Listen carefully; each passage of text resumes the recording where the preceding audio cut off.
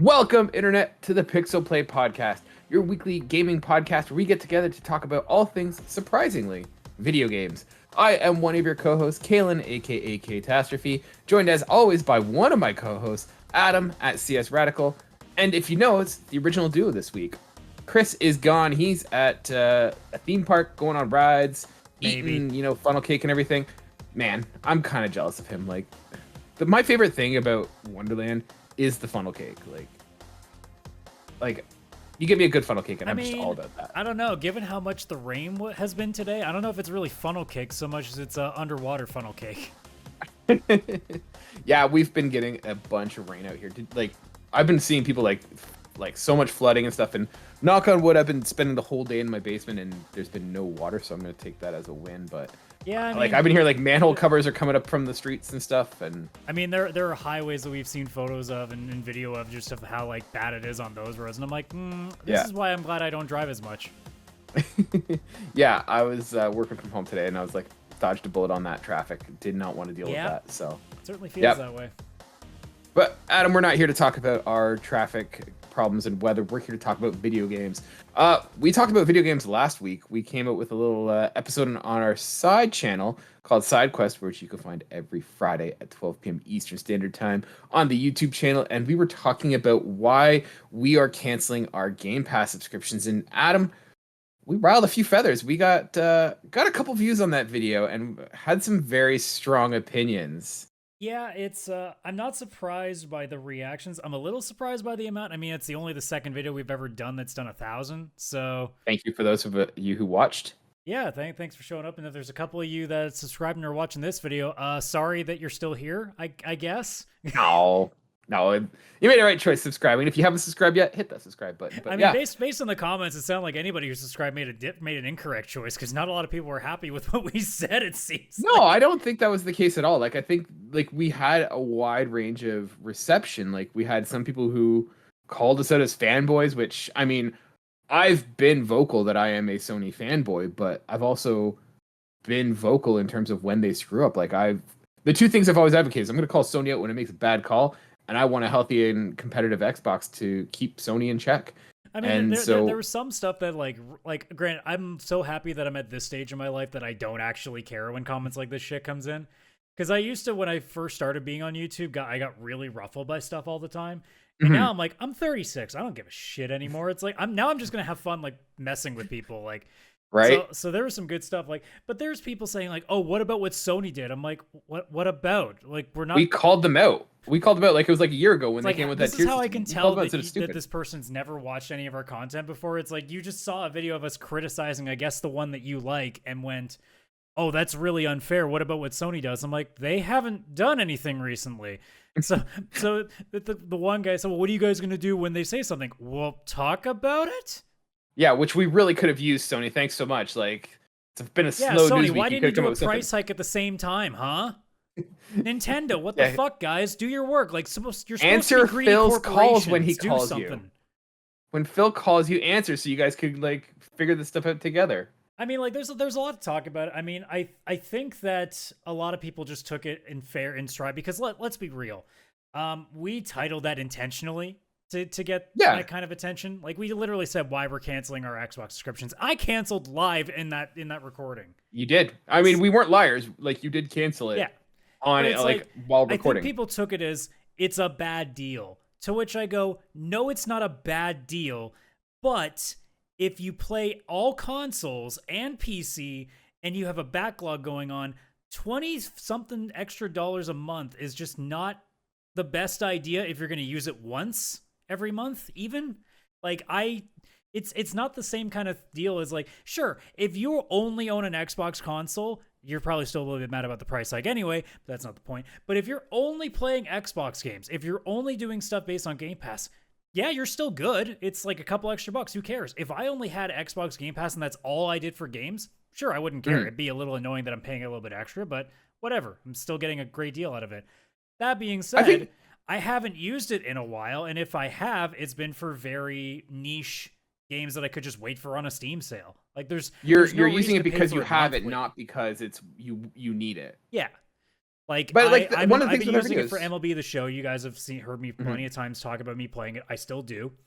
And I got to the point that I realized, well, I can just buy it now. It's like 60% off. Might as well just buy the game so I don't have to deal with having to have a subscription just to play it now. And that solved my problem. Now I don't need to have Game Pass for another couple months. Probably will pick it up in October again with Call of Duty and whatever else happens in that time, and be able to like rush through a couple of games then.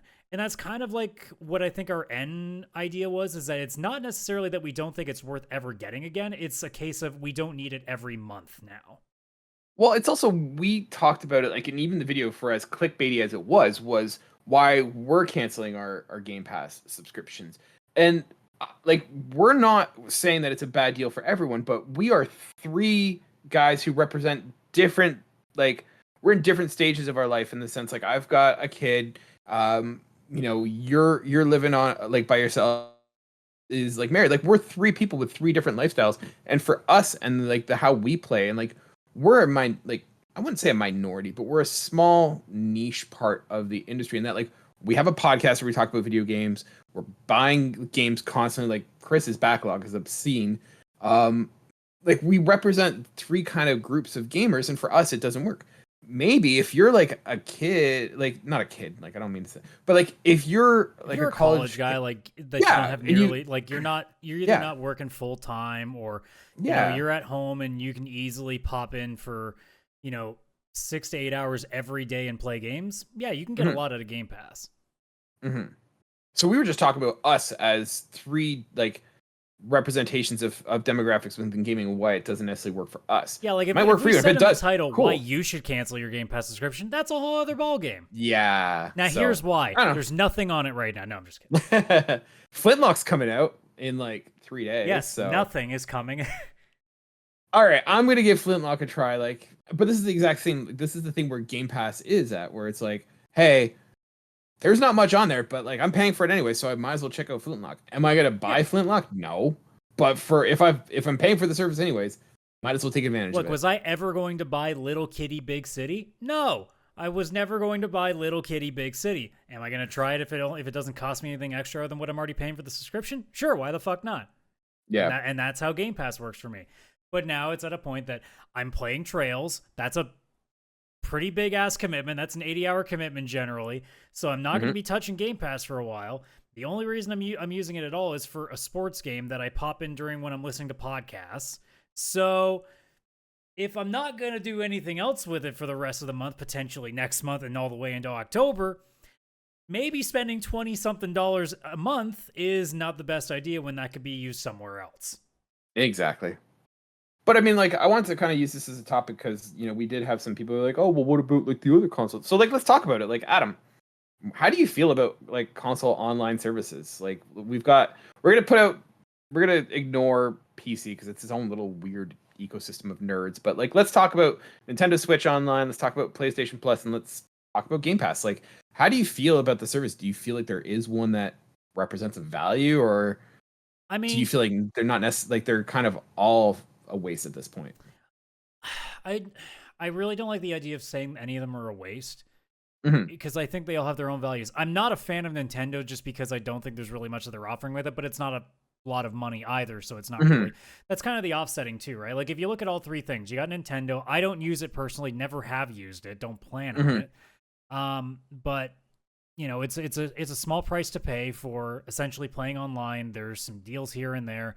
There's the emulation stuff that they have there with all the Super Nintendo, N64, like the old school games there.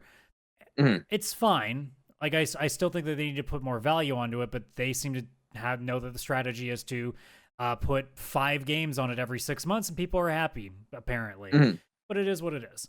Sony's is a similar deal. Like, I'm still running PlayStation Plus Extra just because I need it to play online, and Helldivers is still something I like to pop back into.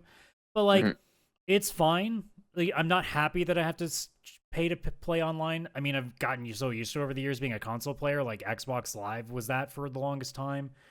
Obviously, PlayStation's been like that. Sure, on PC don't have to, but PC also can cost way more than $1,000 to get a good rig, so it's kind of like paying for itself at that point. But But like even the library, like every time they pop up what's coming out this month for the extra library, I always go, "Oh shit, there's some cool stuff in there."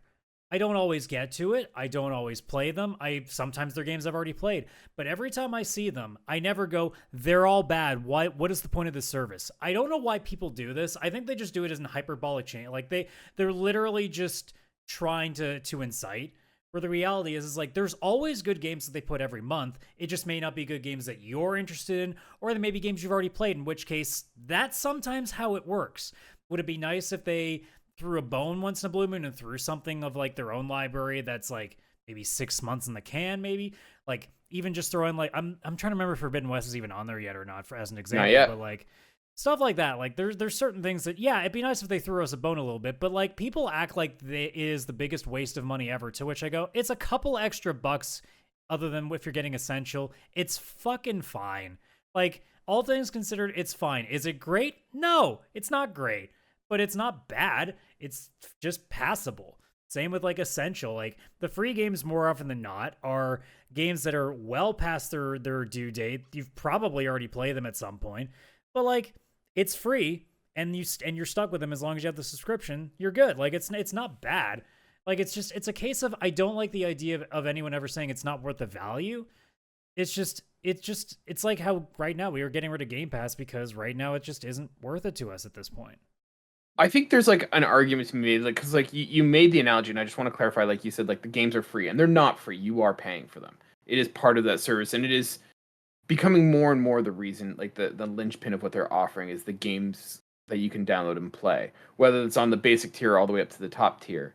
Well, And I so, talk at it like it is technically free because you're yeah, really getting I just essential to play online. Like let's be real, most people are getting essential in the first place so they can play online. So 100%. you're I getting just wanted to games clarify along because with your online thing.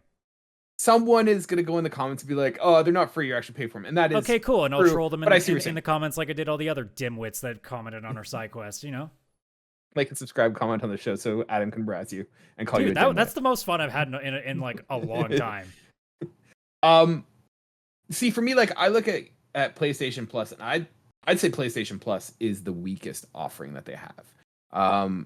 As it currently stands, like once Xbox comes out with its Game Pass console, whatever, no day one stuff, we'll see how that fares as well. But like, I think PlayStation right now is the worst offering of the major three. Doesn't mean it's bad. It's not the best. No, but we're just talking about like which ones are good values and not. And I don't know if PlayStation really is. Like for me, I had a voucher for PlayStation Plus, so I could go on and play Helldivers because I was like everyone else and wanted to play Helldivers, and so I had a 1 year subscription.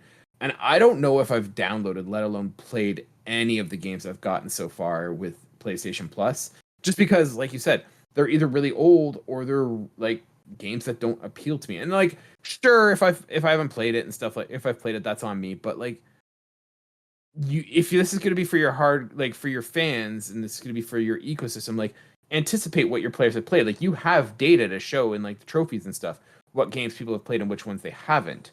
That I can go like a month or two where there's nothing for me that either doesn't appeal to me, is not highly like rated enough that I want to spend my time, or that I've played it. And like for me, like that's not a selling feature. Really, the only thing, and I wish I could pay like $2 a month or something like that, $3 a month, is just cloud saving. Because if this thing dies, then I lose all my save data and all my games. That's really the only benefit I see out of PlayStation Plus. And to pay the amount I pay, it's not something I want to subscribe to.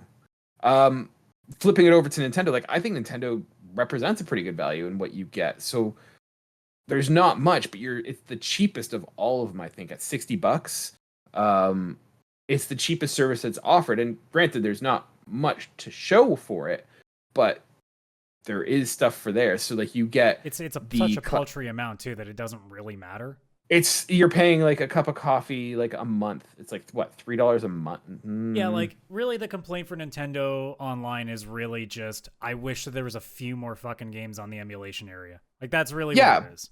But I mean, like all the staples are there. Like if you said, "Hey, Kaylan, what games do you want to play from Nintendo's library?" Like the major ones are there. They've got the Mario games. They've got like the Legend of Zelda games. Like there's not any there that I'm like, "Oh man, I wish I had this one." Like unless you're looking for a pretty niche title, like it's most likely going to be in that catalog. And if it's not, it'll probably be cycled in.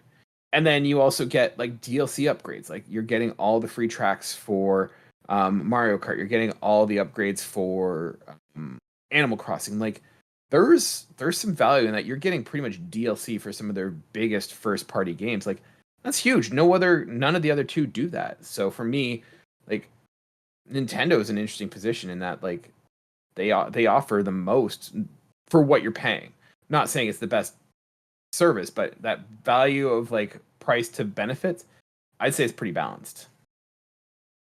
And then we talked about Xbox last week, so we don't need to. Yeah, I mean, like, if I had to say which one's the better deal, I'd still think Game Pass is, just because you're not like, no other service gives you some of the highest of quality games basically for free when they come out. So like, it's still the better deal. Am I happy with the price increase? No, I don't think anybody would ever be happy with the price increase. It's just now it got to a point where, okay, now I actually have to be selective on when I hold this. I can't just be like Chris, who has it banked for fucking 79 years at this point, it seems like. He's going to have to inherit, like, make some, like, his like great grandkids are going to inherit his Xbox Game Pass Ultimate, assuming, you know, this planet's still around, let alone Xbox. He's gonna inherit his backlog games to his kids, and they're gonna just be like, delete the account. I don't care. Yeah, pretty much. I mean, if I had to tier it, I'd say it's Game Pass number 1, PlayStation number 2, and Nintendo number 3. Only because I don't think Nintendo, unless you're playing some of the online games there, like I don't think it's worth even getting for the emulation. Because let's be real, you can do that on PC for free, and it's really easy to do. Once again, though, I'm not a PC nerd. I'm not touching that stuff. I play on my consoles, and so for me, I would say it's a battle between Xbox and Nintendo, with Xbox being number 1, Nintendo number 2, and PlayStation Plus number 3. I mean, even if it was a battle between Microsoft and Nintendo, it's not even close still.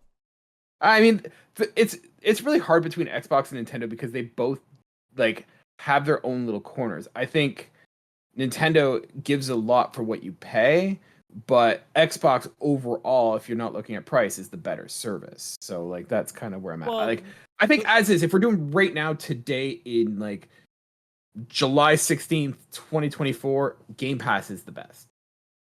What it looks like come September, October with the new plan, I don't know. We'll have to see. So, I mean, the library is going to dictate a lot of that. Exactly. The Game Pass lives and dies by the library, and that's going to be what matters there. I mean, it's really just a case of like, if it's worth it to you, like get it. If it's not worth it to you, then don't. Like, a lot of the stuff that we got in the comments just seemed like, again, as we've said 1,000 times, console war bullshit, which just to this day, like every time I read it, I'm like, you either have to be 16 or a miserable old like piece of shit, you know? See, like I don't understand why in this day and age we still have to pick sides in something when the reality is we are paying money to enjoy this thing. Why do you care what the other's doing? Like the only thing you should care is that they're putting forward a good deal, so it makes the other side fucking compete with that, which means you get a better deal on that thing. Like that's always what you should want. When people say, well, what about Sony? Why are they doing it? I'm like, you should want them to not raise prices. You should want them to add to it, so that way Xbox will go, oh shit, now people are pretty mad that we're raising our prices. We should probably do something to kind of counteract that.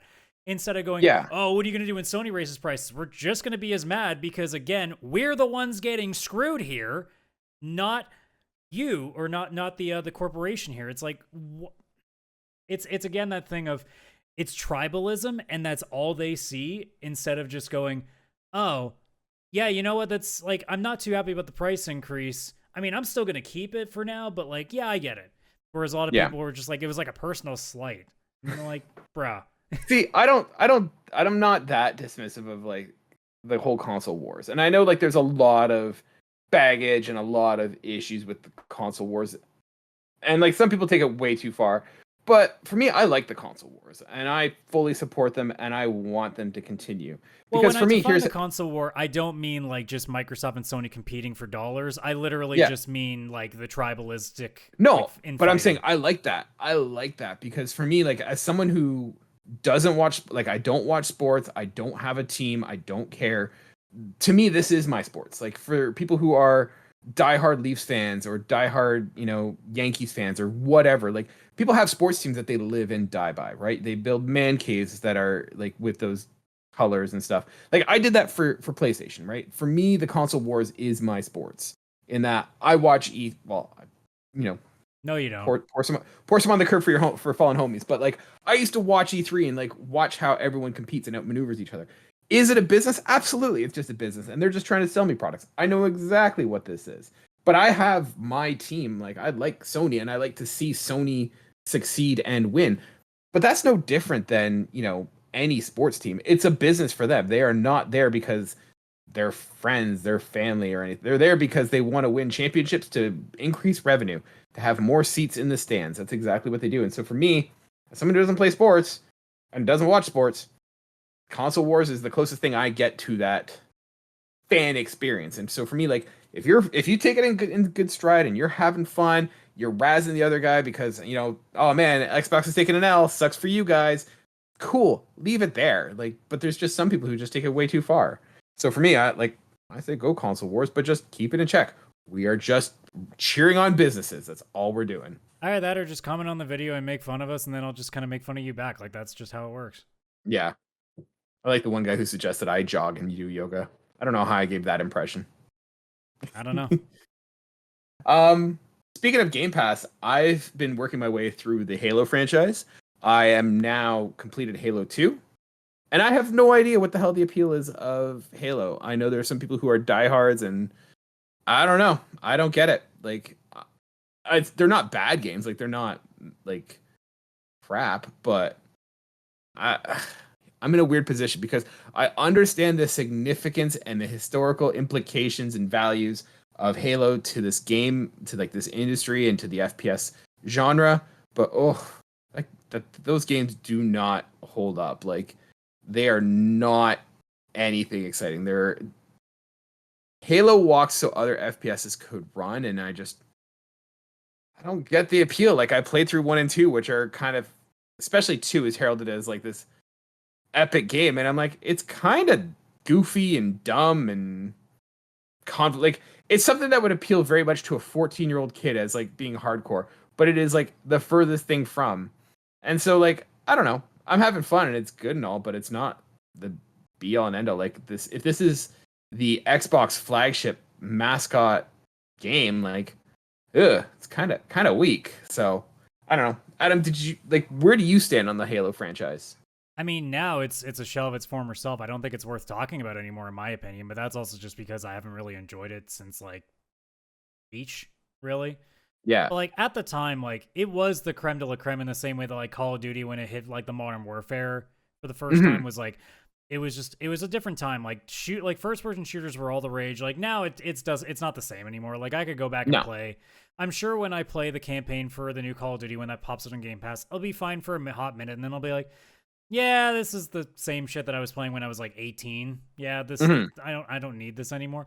Some things don't evolve in the same way, or some things don't age as well, I should say. Like, JRPGs, in my opinion, generally do, because most of them are getting by on story more than they're getting by on gameplay. So it's easier for a story to age well than it is for, let's be real, just shooting enemies endlessly. I mean, there are some things that can work, but like, you can't really go back and play like Doom, the original Doom, and be like, oh, this is aged phenomenally well. It's like, no, it hasn't. It's cool to kind of see what it was like back in the day. And it's kind of the same with Halo. Like, I'm sure if I go back and play the original, I'll be like, oh yeah, this is what I remember. But like, after a little while, I'll be like, I mean, it's fine. Like, I kind of see what you're saying too, being like you don't really sure what the rage was about it. It's hard to kind of say, considering that the game is really like just a remastering of something that was done like 20 years ago. So you're seeing a lot of concepts that aren't like that novel now, and controls that just aren't like as updated as we see today. So like, I'm sure it's serviceable and it has some interesting ideas from that time, but like nowadays, given all the things that we have now, it just probably seems like it's well outdated. Yeah. I just because there's some people who still clamor for Halo and they get like excited when like a Halo game comes out and stuff, and I just like, I don't see the appeal of the series. Like, the characters are boring, cartoonish, or one-dimensional. The story is like pretty much nonsense.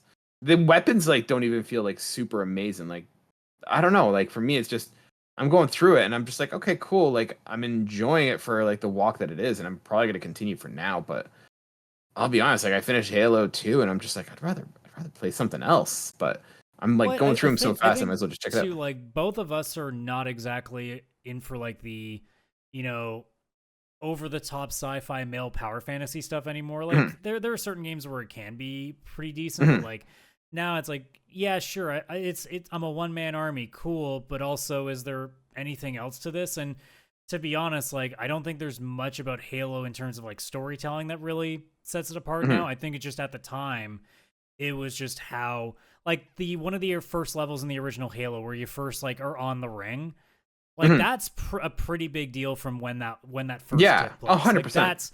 that's a whole big thing about it, and just the expansive levels, you know, the different kinds of weapons, like it all being, for lack of a better word, alien to us. Mhm, Um, you know, there's just a lot of cool concepts that we weren't really seeing much of because around at that time you weren't really seeing like a lot of sci-fi games in this area. Like it was still very much in the like either strategy or, you know, like top down sort of like games sort of deal. There wasn't really a mhm, lot of stuff like this. So I think a large portion of why it worked so well is because it took, you know, a bit of a grounded military shooter and then added some sci-fi elements into it, because a lot of the core stuff mhm, that Chief uses is very much like similar to what we already kind of use, just with a sci-fi flair to it. mhm. So a lot of it's Yeah. familiar, but it just adds a little bit extra in there to kind of give it some intrigue. Yeah, I see it there, and like I said, I'm not dismissing the historical significance of this game, but it doesn't hold up in 2024 beyond the, you know, how it moved the medium forward. But yeah, from a gameplay perspective, if you're picking up Halo for the first time in 2024, I don't think that this is going to be anything that you're going to be having a blast with. I mean, if anything, you're just looking at it as it being pretty average, like down the middle of Yeah, the road pretty sort of much. deal. Yeah, it's like watching old movies from like the 50s. You're like, oh, cool. Like, I'm not really into this, but like, I can see how this was significant at the time and how it like moved the medium. But I'm not watching this for the sheer joy of watching it. I'm watching it because of its importance. Yeah, a large portion of the people that are like super into this are people that grew up playing it and remember it and want to go back Mhm. and re-experience like that, you know, childhood nostalgia sort of deal. I think that's a large portion of the player base that are really in for this game. And I think you also hit it on the head. And like when this came out, we were like in our teens, and this would have been the coolest thing ever. But now in our 30s, it's like, okay, this is kind of meh. So Well, and like I I don't know. said too, like now it's at a point that we expect games to not only have this kind of gameplay, but also a pretty interesting story, interesting cast of characters. And I'll be honest, like Chief is nothing. I've gone back and seen little bits here and there. The Arbiter doesn't seem to do much for me. Cortana is like it's fine, Yeah. but like there's not really anything particularly memorable about the story. And I'm sure there are going to be people that hear this and go, "Whoa, whoa, whoa! Like what about this and that?" I'm like, it's your stuff, but like for us, it's just it doesn't carry the same value of like, Mhm. say me playing Final Fantasy VI, the moment that Kefka, you know, basically snaps the continent in two, like moments like that where it's like holy shit, like something Mhm. actually crazy happens. Like there are probably little moments here and there. Like I know the end of Halo 1 where you're on the Ghost trying to get the hell out of the bill, or not the Ghost, the Warthog, where Yeah. you're trying to escape. Like that's a cool moment. But No, it like, sucks ass. Trust me, it sucks ass in 2024. well, back then it was awesome because, you know, we didn't have Yeah. good vehicle missions anyway. So No. But yeah, that's what I've been playing. I've been playing that, and then I've also been playing Balatro as per Chris's recommendation. And I don't know, I don't see the hype with that game, and it might just be that I'm not smart enough for it. But I I just find think that you have very, it's really terrible gaming opinions. It sounds like you you know don't I've been like I've been Halo, told you that don't like before. Balatro. What do you like, Kaylan? I like Star Wars and Last of Us. That's what I like. So you like bad games and bad Ubisoft games. Got it. No, so like for me, like I like the gameplay and stuff, but the problem I have with it is that I find there's too much random like And actually, RNG in this you know game. what? I'm starting to think of like maybe if roguelites aren't really the kind of thing that you're in for. But I mean, that's not necessarily the case because like I played Hades and I liked Hades, and um I played like Death Door. I played Well, like when I'm Tunic. saying, well, I guess when I'm referring to, because Hades is kind of a roguelite, but like a Mhm. lot of the roguelites that I'm more referring to are the things that like they're one and done, like, sort of runs that you can finish in like 15-30 minutes, like your FTL Yeah. Faster Than Lights, like Zed Zillions, which I played earlier, obviously Balatro, Into the Breach, like games like that where they're much more like condensed into like a very short round, whereas Hades you can just go endlessly. Same with like a Binding of Isaac sort of game and shit too, right? Yeah. Because I was gonna So it say, makes like, me there's wonder also that. if a game like Balatro, where there's a lot of RNG to like deck building games, like Slay the Spire, for Yeah. example. Well, I think the issue I have, like, because I like the gameplay and stuff, but it's just it almost feels like it's just pure chance, like, because it's like, what cards are you dealt, which cards do you get in your booster, which jokers do you have, and like just trying to make the best of that situation. And then for me, it's like you get into a thing where like, oh, I'm getting everything that's leading me towards building like a heart's hand, and then you get to a boss and it's like, nope, hearts don't count for anything. And it's like, okay, well, I've just hit a wall and like I really can't salvage anything from this. So for me, like, I almost feel like there should be a way that you can like either like, I wish it was almost like a Mortal Kombat-esque like tower where you could see what all the bosses are and like, okay, I want to get to the top. Here's what all the bosses are like, and like I can kind of plan my session around that. So it's like, okay, like eventually there's gonna be a wall where hearts aren't gonna matter, and then so okay, well, I'm gonna focus more. I'll do hearts for the first little bit and then pivot to clubs and get over that thing. But right now it's just like a hey, build the deck as best you can with what's available, and maybe you might hit a wall where you're just unlucky and you got to start over. So I'm liking it though. I'm liking it, but I just I like some people are talking about it being like a game of the year game, and it is not that for me at all. Well, we can't always have good opinions. To be Speaking fair, of that, given a lot of the reactions from the side quests, I guess we don't ever have good opinions. But all right. What about you? What have you been playing this week? So I've been dabbling in Trails some more. I'm into chapter 3, I believe. I'm maybe like 15-20 hours in now. Okay. And it's going fine. Like we're at a point now that I'm starting to like. A lot of people seem to think that this is like one of the better ones that they've done in a long time, and I'm not sure that like for me it's going to be the story that really decides that, because at this point the gameplay has gotten to a point now where I'm definitely starting to see some flaws, at least what I would consider to be flaws. Like I mentioned before, that what the game does now is it has like a mixture between turn-based and there's an overworld where you can actually attack. Like I generally use this new system to deal with the enemies on the overworld that are like easy to beat, because it's just hack and slash, and it takes away some of the monotony of just doing the same fight command over and over, the same magic command over and over. So it kind of takes some of that and eliminates that. But the problem that I'm finding in that is that with doing that, it's also meaning that some of the turn battles or turn-based battles aren't, they don't feel as fresh anymore. I don't feel like I'm accomplishing as much, because I don't feel like the fights are nearly as like smooth, and I can't stack things. Now it may just be because it's still early and I haven't really gotten like a bunch of accessories and a bunch of power-ups that can kind of make things a little bit more interesting. But like as it is right now, the hack and slash stuff is fine, because it's easier than having to sit through a 5-minute command input section over and over again. But it also is at the point that I don't feel like when I face a boss battle, a lot of the time all I'm really doing is using the ultimate attacks that you can do a couple of before you run out, and if there's still health left, then I just quickly attack and get rid of it. I don't feel like I'm using a lot of strategy to it at this point. Maybe that'll turn at some juncture, but like I'm not there yet. So really the story is what's kind of carrying me, which granted, I'm not sitting here saying that the Trails games have got the best combat system ever. But it's fine, so it gets by on the fact that its story is so damn good that, I'm willing to sit through a bunch of turn-based combat. Now, like, I don't mind the characters that I've gotten so far. I've got myself and 3 other party members. They've all got their little quirks. None of them have really, like, hitched onto me, though, in the way that any of the other games have done so far, but I'm assuming that because it's so early, like, we really don't even know what the main enemy is going to be yet. Like, we're still very much in that early stage, getting to know people, getting to know the world that we're in, because we're in a whole new country. So it's definitely at a point where I'm sure at some juncture that card will finally turn and I'll start to really get invested.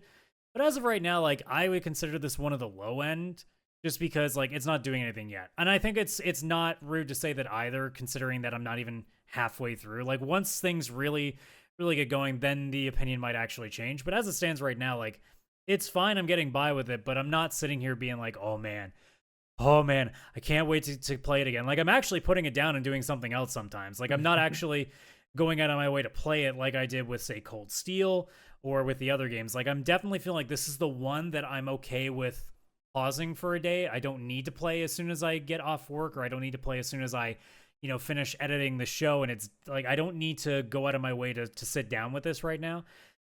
Mm-hmm. That may change.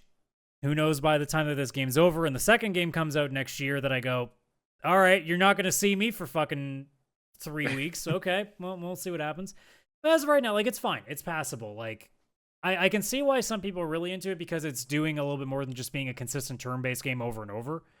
But as it stands right now, like, it's not doing anything to, like, hook me in as hard as the other ones did. It just seems like I'm waiting for that, like, that big thing to happen, and I'm still waiting for it. But like I said, it's a JRPG. It's a game that normally takes 60 to 80 hours, and I'm, like, not even a third the way there. So there's still lots of time. Man, you like talk about like a 30 to 60 hour game or like a 60-hour game, and it just, I don't know. Coming off of Rise of the Ronin, I'm like, nope. And Baldur's Gate, I'm like, nope. I don't want a long 60-hour Well, game. you're also not in for anime bullshit, so That's true. I have no time and patience for anime bullshit.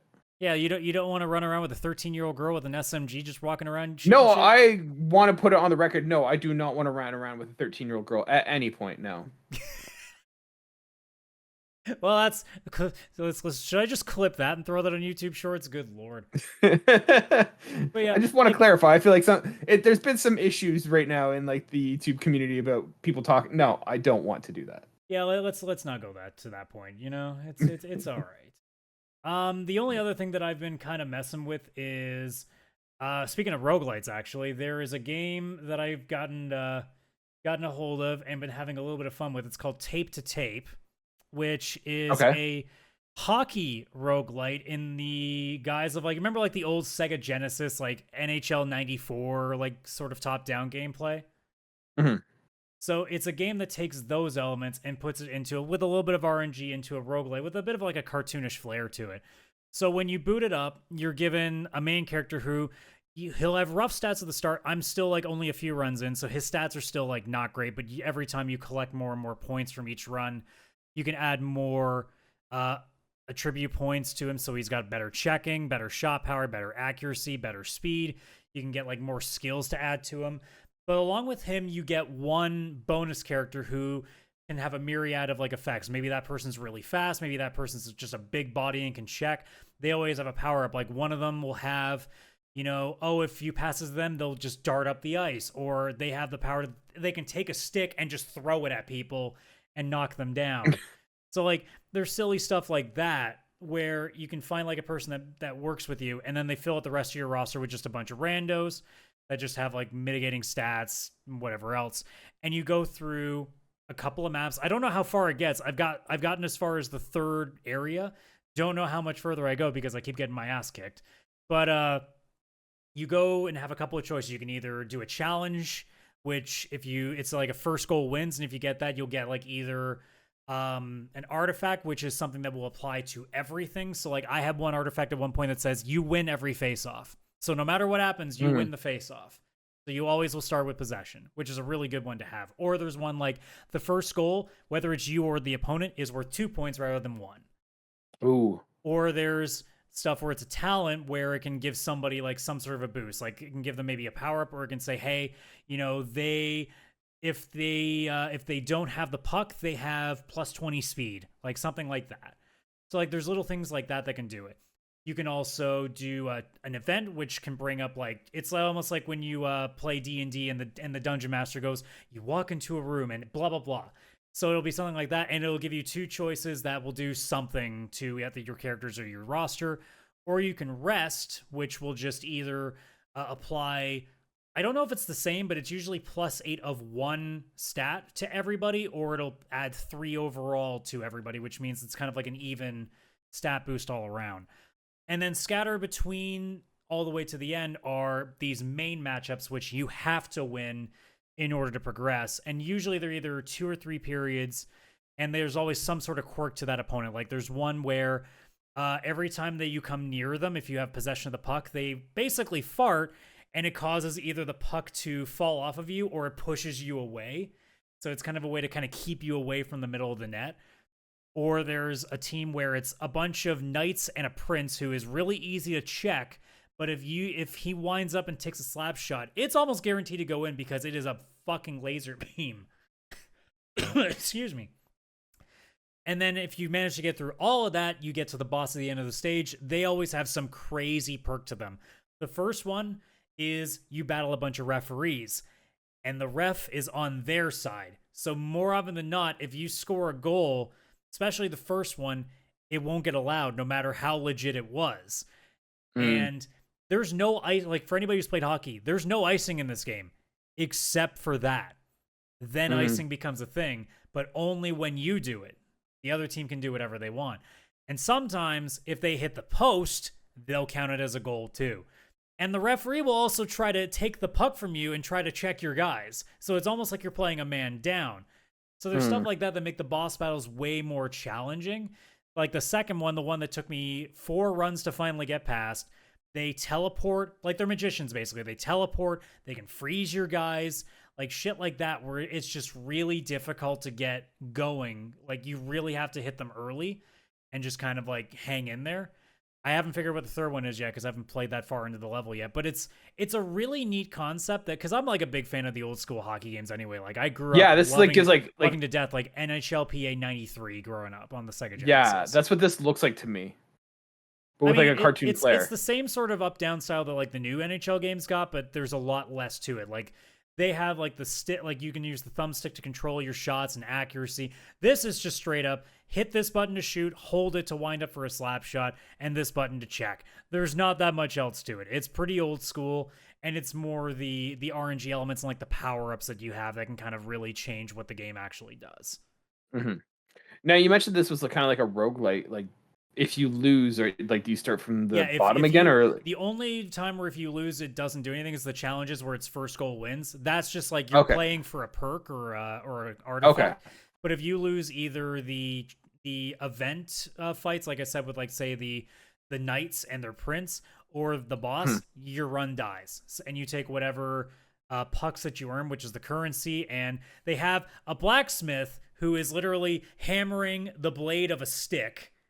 Yeah, I saw that. And you can use that points to, like I said, put attributes on your main character, buy skills you can potentially put on that main character, or buy some of the players that you come across. Like I've bought the referee in that you come across. I've bought like a couple other guys here and there, so that the next time you start a new run, they're now potentially available when you start up your lineup. But they only give you 3, so it's not always going to be a guarantee on which ones it is. It just ends up picking from the pool now. You're just adding more things into that pool going forward. It's been a great time. Like it's something that like I can pop in. It can usually go about an hour for a run, and I'm pretty happy with it. And it ends up being pretty good for that little bit of time. I'll see what happens if I actually end up finishing one. I'm not counting on it yet because I haven't done very well, but yeah, no, this looks pretty cool. Like I can't remember the last sports game I played aside from like Wii Sports. I played like Rugby 06 for a while. That was like because I was playing rugby at the time, and I was like, I want to play rugby on video games, and it was a mess. But like sports games have never clicked. I joke all the time that sports games are the like lowest tier of games these days because how copy and pasted they are. And yet I like MLB is still the one thing that I go with, but that's also because it's a great podcast game. It doesn't require a lot of attention, but like I'll still once in a blue moon. Like I know Sony recently put an NHL game on their service, one of the newer ones. Like I would go in and play there if I could. The only ones that I just can't get into are Madden, and right now NBA as well. Like NBA has just been one of those games that like, I don't know. It does like basketball and football. I guess it's because they're also 2 sports that I'm not too big on. Like hockey and baseball are my 2 sports. But like even when which I think it's I can't remember if it's EA Sports PGA Golf or 2K. I can't remember if it was ERP or 2K that had their PGA game on PlayStation Plus Extra as well. And I played a little bit of that, and those are fine too. Same with like I do have F1 24, I think that was on a couple of months ago on PlayStation Extra as well. I haven't tried that yet, but like I would at some point. Like those are all fine to me. Like they're good for, like I said, like background games. Like the people that play them like seriously all day, every day, I can't do that anymore. Like, Yeah. I like the people. I saw a video on the MLB The Show subreddit where a guy had broken the all-time strikeout record, and I'm like, do you know how many games you have to play and be a pro to break the all-time strikeout record? That's a lot of games, man.